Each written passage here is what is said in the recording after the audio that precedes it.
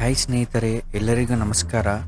ಇಂದು ನಾನು ಒಂದು ಕೇವಲ ಕತೆ ಹೇಳುತ್ತಿಲ್ಲ, ಇವತ್ತಿನ ಕಾಲದಲ್ಲಿ ನಮ್ಮ ಸುತ್ತಮುತ್ತಲೂ ನಡೆಯುತ್ತಿರುವ ಕಹಿಯ ಸತ್ಯವಿದು. ಒಂದು ಊರಲ್ಲಿ ಆದರ್ಶ ಮತ್ತು ಪಲ್ಲವಿ ಅಂತ ದಂಪತಿಗಳಿದ್ದರು. ಆದರ್ಶ ಒಬ್ಬ ಸಾಮಾನ್ಯ ಕಂಪನಿಯಲ್ಲಿ ಕೆಲಸ ಮಾಡ್ತಿದ್ದ. ತಿಂಗಳಿಗೆ ಬರುವ ಸಂಬಳದಲ್ಲಿ ಮನೆ ಬಾಡಿಗೆ, ರೇಷನ್ ಎಲ್ಲ ಮುಗಿಸಿ ಸ್ವಲ್ಪ ಉಳಿತಾಯ ಮಾಡ್ತಿದ್ದ. ಪಲ್ಲವಿ ಮನೆ ಕೆಲಸ ನೋಡ್ಕೊತಾ ಇದ್ಲು. ಅವರಿಬ್ಬರು ಸಣ್ಣ ಸಂಸಾರ, ಆದರೆ ತುಂಬ ಸುಖವಾಗಿದ್ರು. ಆದರ್ಶ ಸಂಜೆ ಮನೆಗೆ ಬರುವಾಗ ಪಲ್ಲವಿಗಾಗಿ ಇಷ್ಟವಾದ ಮಲ್ಲಿಗೆ ಹೂವನ್ನು ತರುತ್ತಿದ್ದನು. ಅದೇ ರೀತಿ ಪಲ್ಲವಿ ಕೂಡ ಬೆಲ್ಲದ ಚಹಾ ಮಾಡಿಕೊಡ್ತಿದ್ಲು. ಅವರಿಬ್ಬರ ಪ್ರೀತಿಯ ಮಲ್ಲಿಗೆ ಹೂವಿನಷ್ಟೇ ಪವಿತ್ರವಾಗಿತ್ತು. ಆದರೆ ಮನುಷ್ಯನ ಮನಸ್ಸು ಇದೆಯಲ್ಲ, ಅದು ತುಂಬ ವಿಚಿತ್ರ. ಒಂದು ದಿನ ಪಲ್ಲವಿ ತನ್ನ ಹಳೆಯ ಶಾಲಾ ಗೆಳತಿಯನ್ನು ಭೇಟಿಯಾದಳು. ಆ ಗೆಳತಿ ಅತಿ ದೊಡ್ಡ ಕಾರಿನಲ್ಲಿ ಬಂದಿದ್ದಳು. ಮೈ ತುಂಬ ಒಡವೆ, ಕೈಯಲ್ಲಿ ದುಬಾರಿ ಫೋನ್.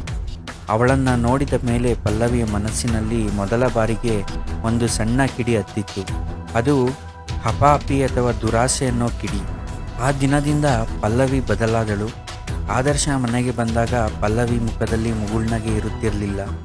ಬದಲಾಗಿ ಬರೀ ದೂರುಗಳು. ನೋಡಿ ಆದರ್ಶ್, ನನ್ನ ಫ್ರೆಂಡ್ಸ್ ಎಲ್ಲ ಎಷ್ಟು ಚೆನ್ನಾಗಿದ್ದಾರೆ, ನಮಗೆ ಒಂದು ಸ್ವಂತ ಕಾರಿಲ್ಲ, ನನಗೊಂದು ಒಳ್ಳೆ ಒಡವೆ ಇಲ್ಲ, ನಾವು ಯಾಕೆ ಇನ್ನೂ ಈ ಸಣ್ಣ ಬಾಡಿಗೆ ಮನೆಯಲ್ಲೇ ಇರಬೇಕು ಅಂತ ಕಿರಿಕಿರಿ ಶುರು ಮಾಡಿದ್ಲು. ಆದರ್ಶ ಪಾಪ ಅವಳಿಗೆ ತಿಳಿ ಹೇಳೋಕ್ಕೆ ಪ್ರಯತ್ನ ಪಟ್ಟ. ಪಲ್ಲವಿ, ನಮಗೆ ಇರೋದ್ರಲ್ಲೇ ನಾವು ಸುಖವಾಗಿದ್ದೀವಿ ಅಲ್ವಾ, ಸಾಲ ಮಾಡಿ ಇದೆಲ್ಲ ಬೇಕಾ ಅಂತ ಅಂದರೆ ಪಲ್ಲವಿ ಕೇಳಲಿಲ್ಲ. ಅವಳಿಗೆ ಬೇಕಾಗಿದ್ದು ಐಷಾರಾಮಿ ಜೀವನ. ಅವಳ ಈ ಹಠಕ್ಕೆ ಬಿದ್ದ ಆದರ್ಶ ಅನಿವಾರ್ಯವಾಗಿ ಓವರ್ ಟೈಮ್ ಕೆಲಸ ಮಾಡಲು ಶುರು ಮಾಡಿದ. ರಾತ್ರಿ 12 ಗಂಟೆಯಾದರೂ ಮನೆಗೆ ಬರುತ್ತಿರಲಿಲ್ಲ. ಹಣ ಬರೋಕೆ ಶುರುವಾಯಿತು.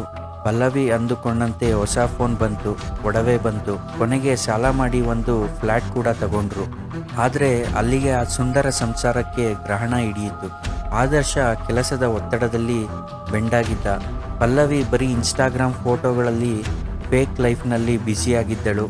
ಇಬ್ಬರ ನಡುವೆ ಪ್ರೀತಿಯ ಮಾತುಗಳ ಬದಲು ಬರೀ EMI ಮತ್ತು ಬಿಲ್ಗಳ ಜಗಳ ನಡೆಯುತ್ತಿತ್ತು. ಸಮಯ ಕಳೆದಂತೆ ಪಲ್ಲವಿ ಆಸೆಗಳು ಮುಗಿಯಲೇ ಇಲ್ಲ. ಅವಳಿಗೆ ಇನ್ನೂ ದೊಡ್ಡ ಕಾರ್ ಬೇಕಿತ್ತು, ವಿದೇಶಿ ಪ್ರವಾಸ ಬೇಕಿತ್ತು.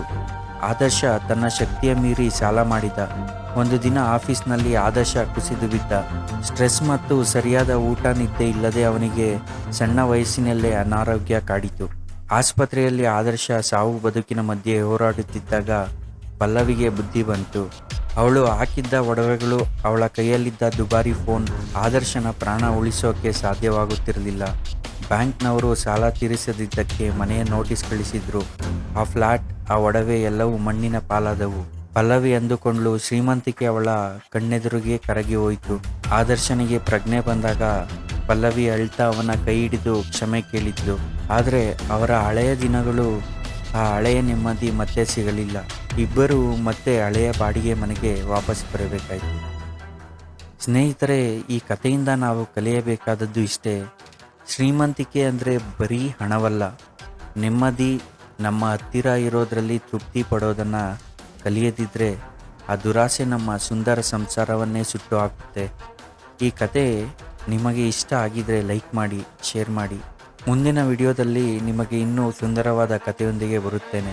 ಧನ್ಯವಾದಗಳು.